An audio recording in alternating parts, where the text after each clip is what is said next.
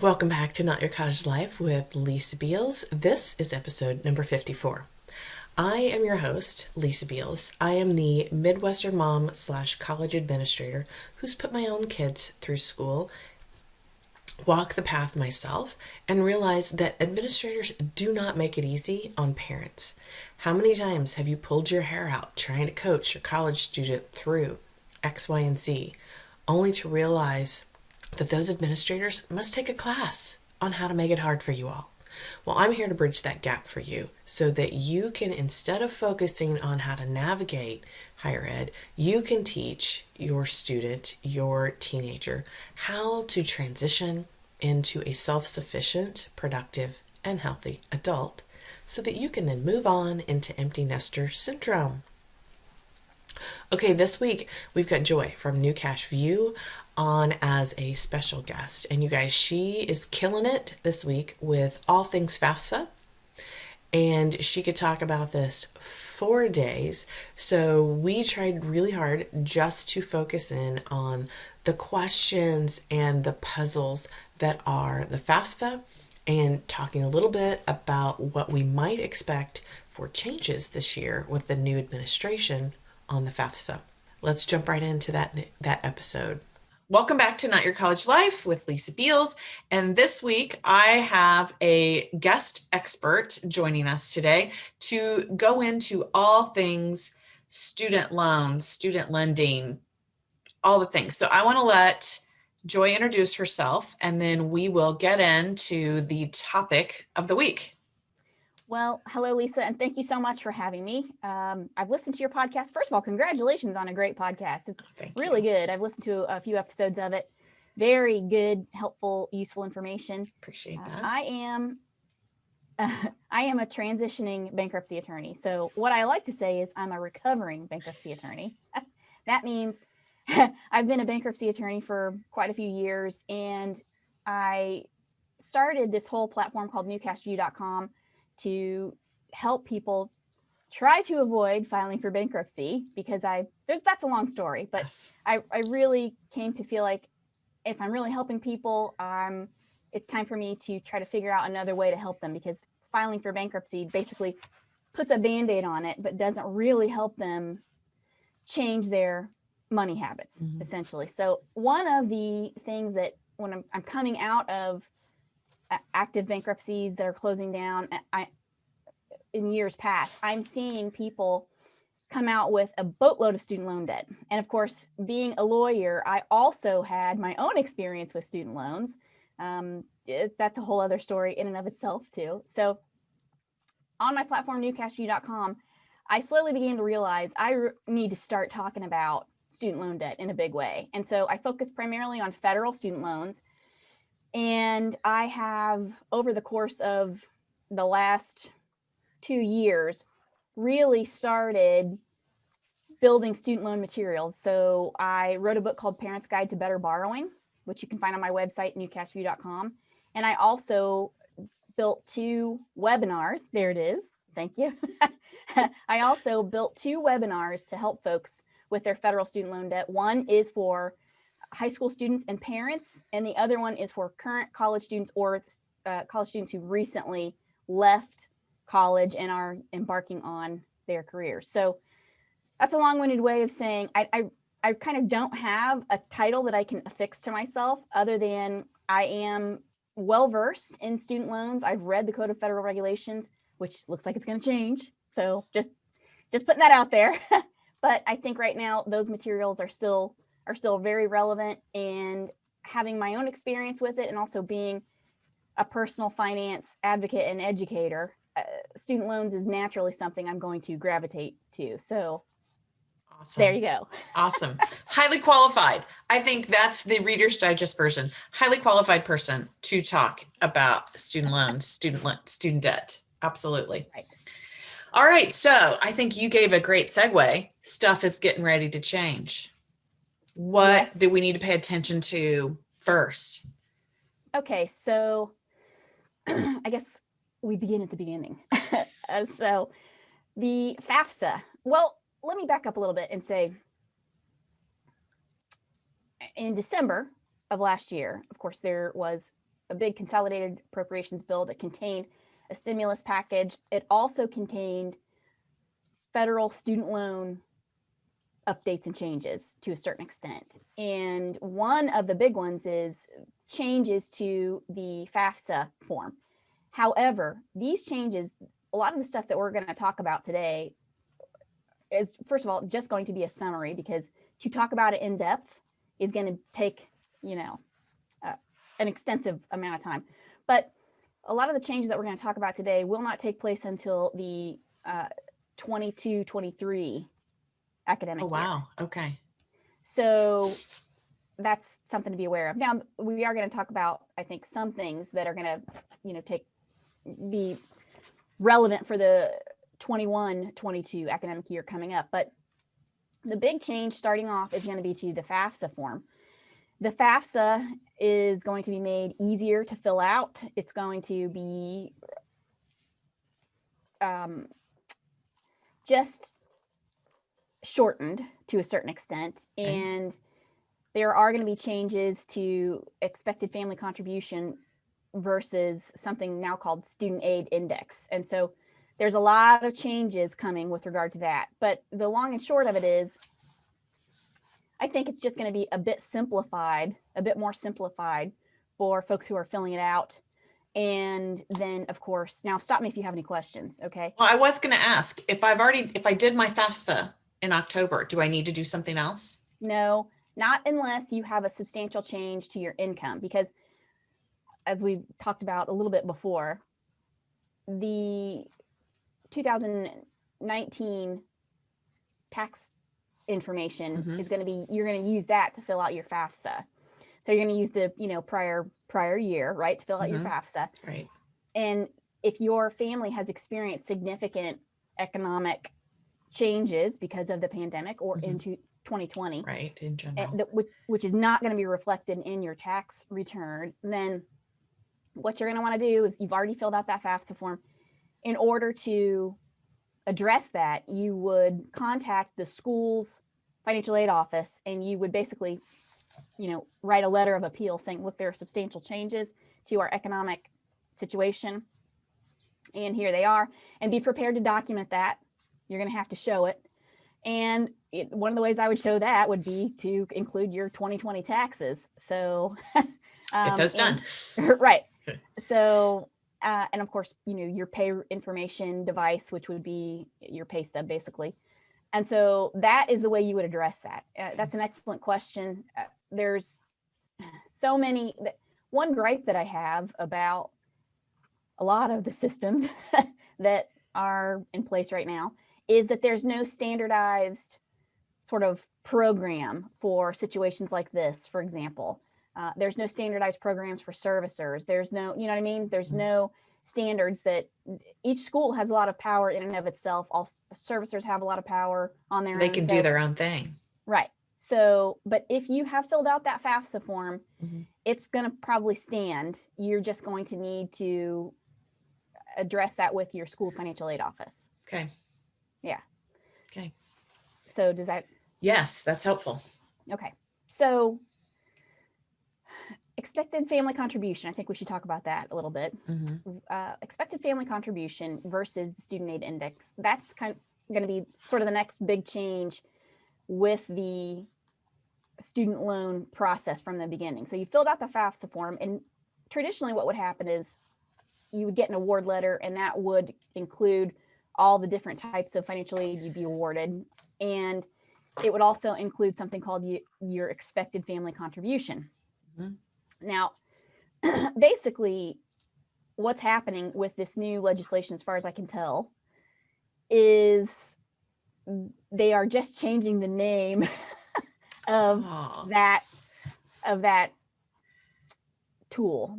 Just lipstick on a pig now. Right. Well, they're changing it a bit. And again, it's hard for me to really talk specifics at this point, because I've glanced through it, and I know there's going to be fundamental changes. And one of the reasons why it's not coming into effect right away is because they've got to build these programs. So this program is still, these changes are still new. I mean, we are just in January here. So it's going to take a while to see what it actually looks like. However, I think the goal is to try to help lower income students to have better access to financial aid. And I agree with that, because the FAFSA form can be deceiving, right? You fill that FAFSA form out, but it doesn't take into account, currently as it stands, it doesn't take into account student loans of the parents, which parents are carrying a lot of student loan debt on their own right now. It doesn't take into account, say, for example, I know my husband and I, we help my father and his parents, and it doesn't take into account those extra financial requirements that families have. Money going out, right. So I think there will be some changes, but right now, as far as I can tell, what they've done is they've changed the name of expected family contribution. And part of the reasoning behind that, and I could really go deep here, but part of the reason behind that is the expected family contribution is a loaded title, right? So this is what we expect your family to contribute. And if you can't contribute that, well, what a bunch of dirtbags you are, right? So there's a lot of psychological baggage involved in that. So the student aid index gets to soften that a little bit. Gets away from that and makes it a little more clinical, a little less harsh. Isn't that interesting that we as a government felt compelled that we needed to relabel something? Well, now I haven't read so there's so much in this bill. I haven't read the underlying motivations. Gotcha. So normally you'll see what Congress intended, et cetera, that kind of thing in legislation. And by the way, if you ever have insomnia, please. This will fix it. Keep a copy of this by your bedside. I've read all the CARES Act and the Families First and all that stuff that came out right away in 2020, because I felt like, well, my audience out there, they might need some of this information. So I read through it. But this legislation is 5,500 pages long, and you can separate out some of it. But I got other things I got to do. But I've read the important parts, and I will continue to look through it when need be. But normally there will be some type of discussion about congressional intent, and I'm kind of putting that label on it myself. Okay. So I can't speak for Congress and say that's specifically what they intended by changing that name. But for me, it just feels a little better. Yeah, I would agree. Yeah. I remember seeing that. I remember seeing that number when my girls were applying to college and thinking, how in the heck am I going to pay my mortgage, buy groceries, and contribute to that? It just seemed so out of touch with reality with the typical family. Well, and your girls are still pretty young. They're in their 20s, right? Yeah. Right. So since I went to college back in, I graduated from college in 1994. And the price of a college education, and I went to a public university, but the price of a college education has gone up 300% at least. So I just feel like the whole landscape of getting a college education financially has changed in other ways too, which the whole grading system and all that kind of stuff has changed apparently. So, but there have been so many changes with regard to your financial planning when it comes to getting a college education, that it's just, it needs to change some more. It really does. Particularly if you look at the amount of student loan debt that is out there right now on the horizon. And the largest growing demographic of student loan borrowers is parents of their student children. And they're coming out with boatloads of debt. So the students are coming out with an average of 35,000 and parents are coming out with an average of 15. I need to double check those numbers, but as of last year, that was right. Not including their own debt that they are still paying on. Correct. Yes. Yeah. So tell me this, because this is something I hear on the regular. So I think people, I don't hide that I work for Purdue. And one of the things that I see regularly on parent commentary is, how can my student make a decision? How can we help figure out how we're going to pay for school when the university is not telling me what my aid package is going to be until sometimes late March, which, that only gives you, theoretically, if you're applying to schools, that only gives you and your student 30 days before decision day on May 1st hits. Is there no regulation as far as federally to say, here's when you have to offer your students or let them know what you can offer them via Pell loans, whatever? There's no guidance regulations. So not that I have seen. Okay. And again, I've been doing my own kind of independent study about federal student loan debt. And I've read through the Code of Federal Regulations, which is where all of those rules live. Mm-hmm. And from my read, now I'm not saying that I have a comprehensive view of individual rules, but from my read, I don't see a regulation that says you need to, like, for example, a W-2 that has to go out by January 31st. I don't see that. Okay. I haven't seen it. So that might be a good question for students or parents to ask as part of the college inquiry process is, when can we, what's the latest that we could expect to see what kind of award our student might be offered? Well, and schools independently have a lot of power, or have a lot of, power. I mean, they are the ones who make a lot of decisions about distribution of federal student loan funds. So, and there's no, that each school can operate on their own. That's why there's no standardized award letter. So that's something I talk about in my book, Parents Guide to Better Borrowing. Yeah. You need to have a good handle on what is in that award letter and what it means, because people can get tripped up by what's in that award letter. Oh yeah. Yeah. So yeah. So I feel like that would be a great thing if some of this were standardized, but that's so what are things that parents get tripped up in the award letter, would you say? What's the one or two big ones? They don't understand that the Parent Plus loan is actually a loan. Like, there's a pot of money that award letters can say, hey parents, there's this pot of money. So if the cost of attendance, if your kid can't front all of that, or there's not enough aid that we're in, whether it be student loans or whether it be grants or, institution money, whatever, if there's not enough money to pay for your kid to go to school here, then there's money that parents can tap into that can help to fill that gap. And so parents get tripped up with that, and they don't realize the magnitude of a Parent Plus loan. And they also don't understand how Parent Plus loans work. And so when you put those two things together, parents get stuck in that student loan trap where they now are, borrowing pretty substantially, just like the student themselves. So I have people who are close to me who had a lot of, I can't believe it, that's a word letter.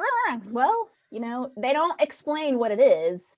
They just say, oh, there's money available for parents. And parents today are, I don't know how they do it. I really don't. I myself am not a parent. I don't have any children, but I have older siblings who have kids, and I have other family members and friends who are close to me that have kids. I don't know how parents do it today, how they parent and also provide a financial life for their kids in this environment, in today's day and age. I mean, it is astounding how much just a college education costs. So, and parents want to do the right thing. They want to give their child that experience, that best possible experience, and they want to give their child a leg up for the future. And so they make emotional decisions, and take out massive student loan debt that then they don't realize comes into repayment pretty quickly. So then they're like, uh-oh. 4 years is a flash when you start paying back student loans. Yeah. Well, Parent Plus loans come into repayment 60 days after disbursement, I think. Is that right? Yeah. After disbursement. People, say that again. Parent Plus loans come into repayment 60 days after they're fully dispersed. Disbursement. Right. Your student is still in school.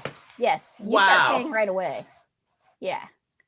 That's something that right there. Yeah. You don't get that 4-year. No. Wow. I did not know that. So when I went to college, my parents could not afford it. So I paid my way through school. My husband was the same way, paid his way through school. Well, I had this, I think it's generational. I don't know, but I had in my head, I know what a struggle that was. I'm not going to make my kids struggle. My husband's like, it made us better people, yada, yada, yada. So we came to a middle ground and we agreed, we will pay tuition. They will have to pay housing because that's going to be a personal choice, right? They can live in a dorm or they can live in an apartment and they're going to decide or live at home. Exactly. Which thank the Lord, they chose not to live at home. Well, yes, but we can talk about that. Yes, too. Absolutely. Yeah, so as a result, my oldest her debt is purely for living expenses. She lived in a dorm her first year away in a on-campus, predominantly commuter, but it was on campus for her. And then that spoiled it. After 2 years of that, she wanted to transfer back home to a regional campus because she just realized she didn't like an urban setting. And when she transferred back, she spent the summer at home and realized, this is going to be hard. So she took out student loans to pay for her housing for the next 2 years to graduation. So that's where she's at. And, she's carrying that student debt. So we were fortunate that we were able to pay the cost of tuition without taking out parent loans because I had no idea that there was no delayed repayment on those. Nope. Wow. Most people don't. And they also don't understand how interest works. And Parent Plus loans don't qualify for every income-driven repayment plan. And there's a lot, which is why I created webinars to help people with this. So yes. Anyway. It's a very, very complicated. Okay. The other thing, as you were saying in the award letter, some feedback that I've heard is they just show the breakdown of all the numbers and it shows that all the need is met, but you have to really read the details to know part of meeting that need is your parent loans and student loans. And, are there there's distinguishing factors between the types of loans, right? Between subsidized and unsubsidized and private, and those all have implications. Well, normally there's no, well, I don't know, award letters are not standardized, so it's hard to tell, but the award letter is going to list out the aid that you're getting from that school and what the cost of attendance, and then what the school expects from you, right? Your expected family contribution. So you do need to understand, you need to be able to read between the lines a little bit and understand what each of those. The estimated cost of attendance, is that regulated? Does that have to include book? That's not regulated either. So it could or could not include textbooks. It could or could not include a computer or housing or food, any of that. It could just be cost of tuition, period. Right. So if you look in Parents Guide to Better Borrowing in the first chapter, where's my copy?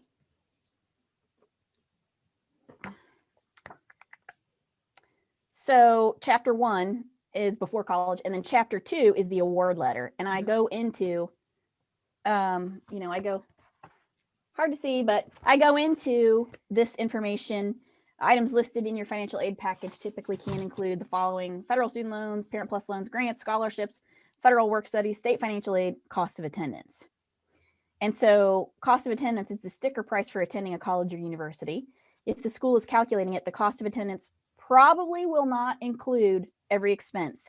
just direct expenses like tuition and fees. So there's a lot of There you go. information in Yeah. there. Let me give, do you mind if I give a little plug? It's only No. $10. Yes. Do it. Yes. Yes. It's worth it. And there's no pictures. I'm sorry. Lawyers aren't It's great going to be, pictures. but it's not a long book. It's not a long book. No, but I have gotten some feedback on it that, oh, there's no graphs. There's no charts. I'm like, well, I'm sorry.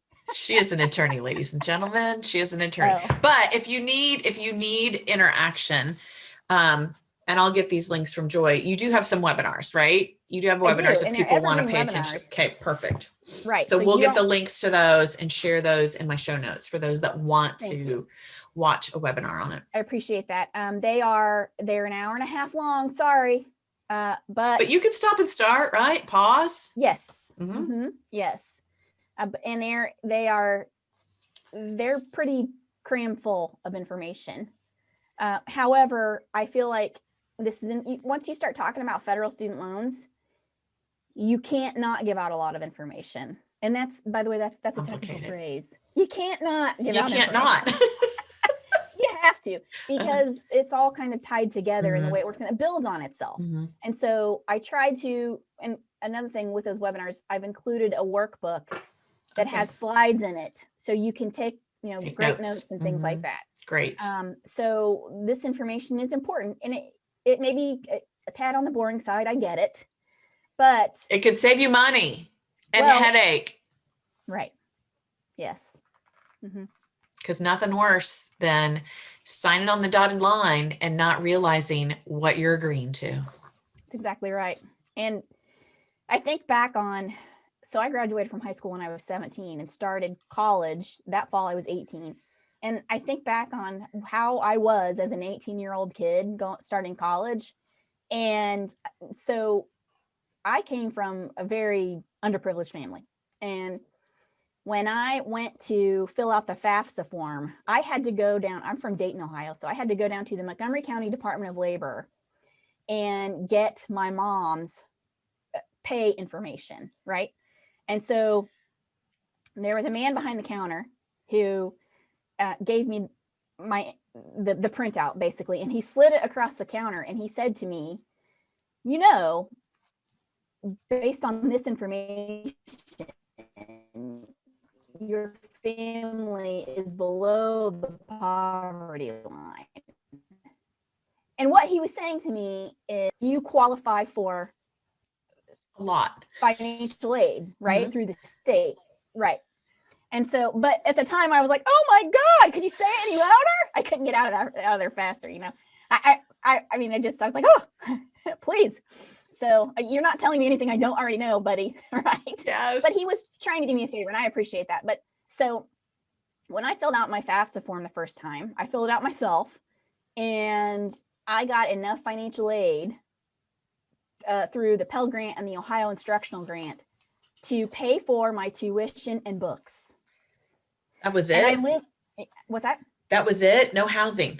No housing. But I lived at home and commuted to school. I drove an old beater we can talk about that too. But I drove an old beater and I commuted to school because I couldn't afford to live anywhere else. So, and in many ways, I'm thankful for that experience. But as my grades got better, I got a little bit more financial aid, and I also got a student job there on campus. So I had enough money to pay for tuition, books, and then some gas, right? So, and eventually my insurance, and then whatever. But when I graduated from undergraduate school, I graduated debt-free. And that's that's a great thing, but it was also a rough thing because I was we were so poor. Oh my God. So now law school is a totally different story. So I have both experiences. I have that experience of, being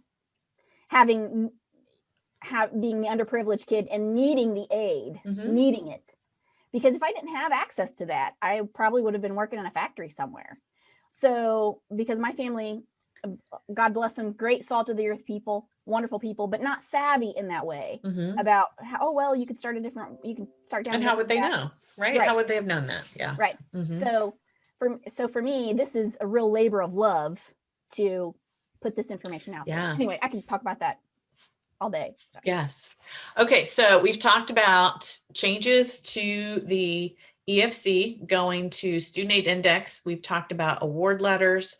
We've talked about if your financial situation, your parents' financial situation has changed dramatically, or maybe I would say anything that is gone down. If your parents have had less coming in at any level from in the year 2020, that's the time where they need to get their taxes done, and you need to contact your college's financial aid office to let them know and to be able to document those changes. Okay.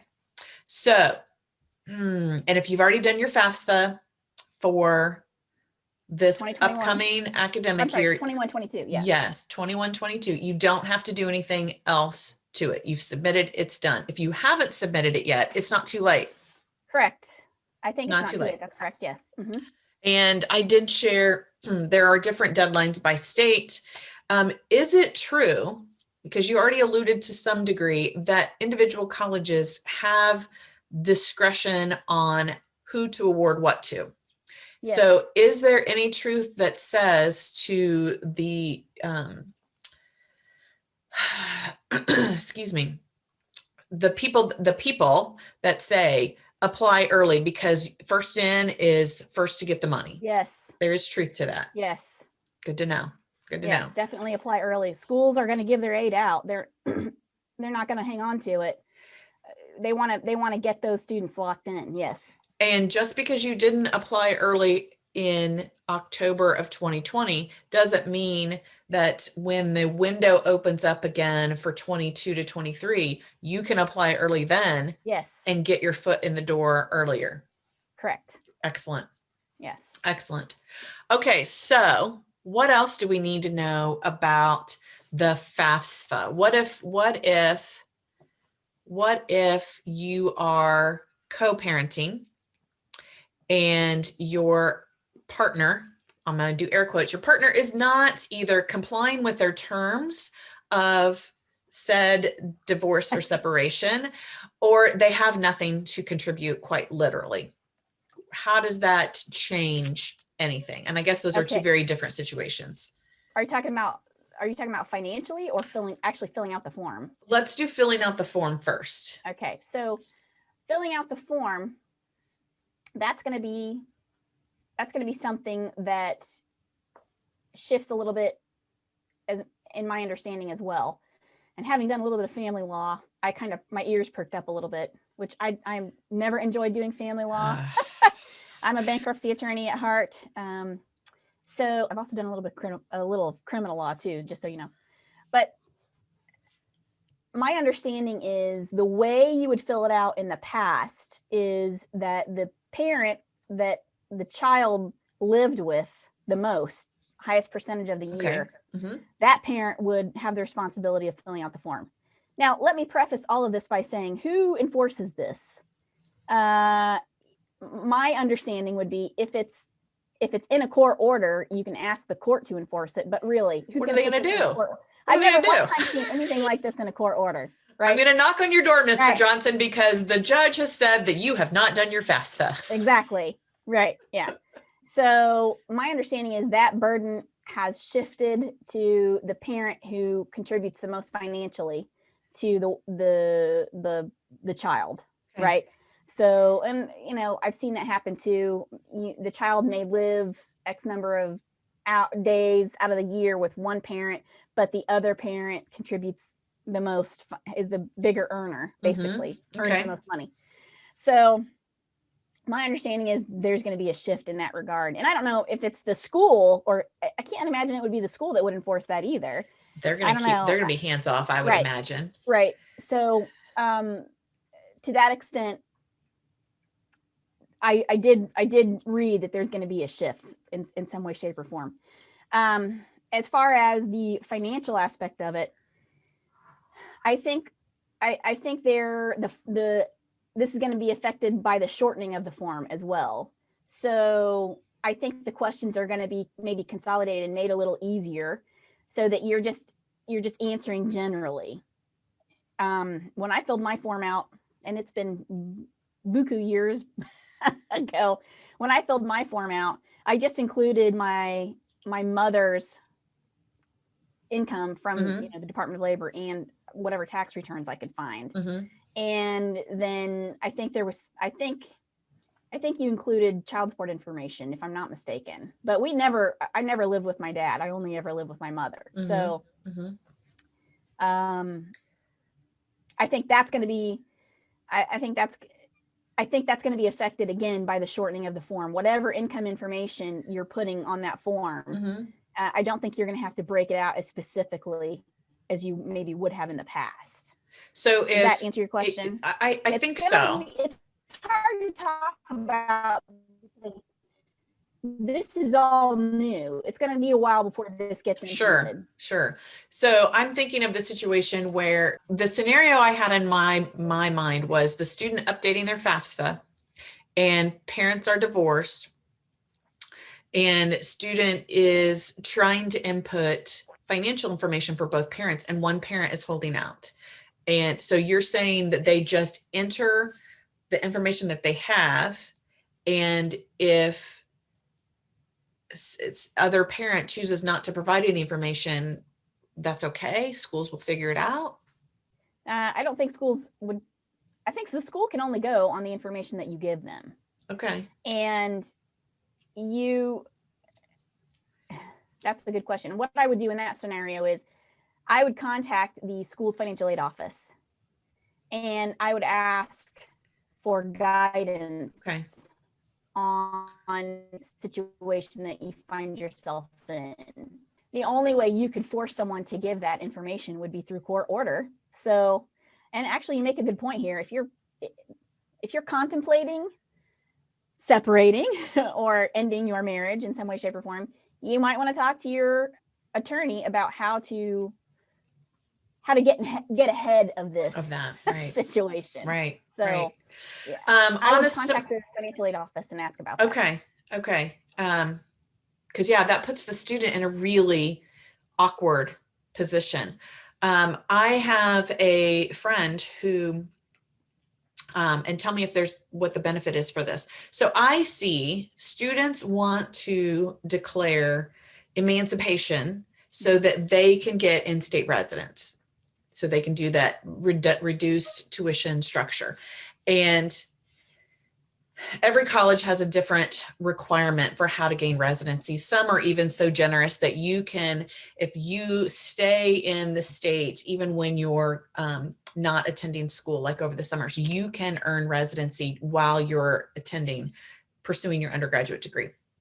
Purdue, IU, they're much more rigid. You cannot be in the state for the purpose of attending post-secondary learning, unless you came as the result of being a dependent for a parent whose job brought them here. There's some, military caveats, but I have a friend whose husband is responsible for paying like 60-75% of college for all three of their kids. The oldest is in college right now, and he doesn't want to pay anymore. So he has requested, and the judge has approved, that this child be deemed an emancipated adult. So that means dad doesn't have to pay on this child's, which is weird. I'm so confused by that. But I know from a tuition standpoint, just because the dad says, I'm going to consider you an adult and I don't have to support you anymore, he's still a full-time student. He can't financially support himself. That just seems so at odds with reality. And what is the financial gain for declaring an emancipated adult status for a college student? I think that's going to be up to the school. I think. Okay. First of all, don't you just love lawyers? Because it always depends. It always depends. They make everything better, right? So it is going to depend on the individual state and what the rules are. That's not something that we commonly see in North Carolina. We don't see parents trying to emancipate children. And in fact,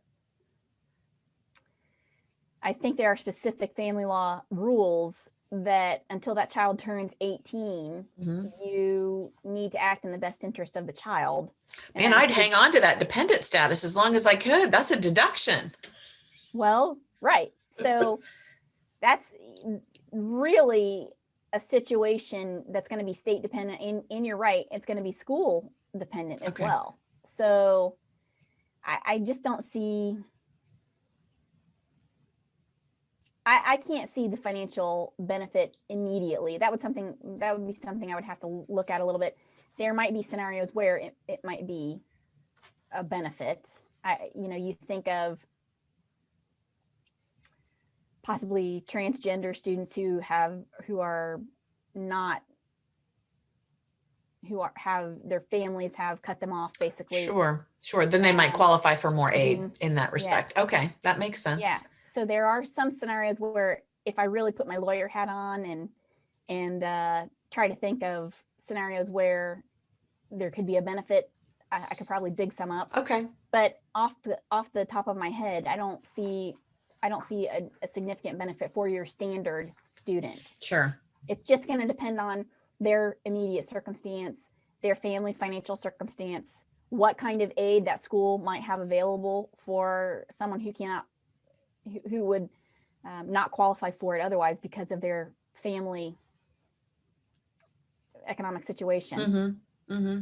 So if a student is struggling to get a parent, whether it's their custodial or financially responsible parent, if they're facing difficulty, or if you are the parent of said student who's finding difficulty getting the financial contribution that the courts have said, then it's probably in your student's best interest to talk with their financial aid counselor at the university to determine what recommendations would they have for the student to move forward on getting the cost of attendance covered. I think that's a good course of action. Okay. Yes. Okay. And my heart breaks for those kids. Oh, life isn't complicated enough. Yeah. Enough. Okay. So, man, we just barely scratched the surface. Oh, we just barely scratched the surface. It's just going to be interesting to watch how this unfolds. I will say quickly that anyone who's out there listening, it's likely that the coronavirus relief that we saw in the August legislation, or now I'm getting my dates mixed up. Well, anyway, it was extended by executive order through December 31st. And it's been extended again through January 31st. And it looks like it's going to be extended one more time. So if you are in a situation right now where you're concerned about that, maybe you lost your job and are having trouble paying your student loans, it's likely to be extended. So take a breath and does that go for parent borrowers as well?